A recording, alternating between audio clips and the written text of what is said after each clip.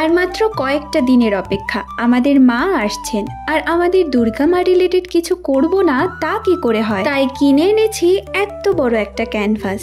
এখানে আঁকবো দুর্গা মাকে। এখন শুধু দুর্গা মাকে আঁকলেই তো হবে না, দুর্গা মায়ের সাথে তো আসছেন সরস্বতী ঠাকুর, লক্ষ্মী ঠাকুর, গণেশ ঠাকুর আর কার্তিক ঠাকুরও। তাই তাদেরকে কিভাবে বাদ দেই বলো তো? জানো তো, আগে আমি কখনো এত বড় ক্যানভাসে পেইন্ট করিনি, তাই মনে অনেকটা এক্সাইটমেন্ট আর একটু ভয় নিয়ে শুরু করে দিলাম কাজটা। মা আসছেন এটা ভাবলেই মনের ভিতরে একটা অন্যরকম অনুভূতি জেগে ওঠে, তাই না?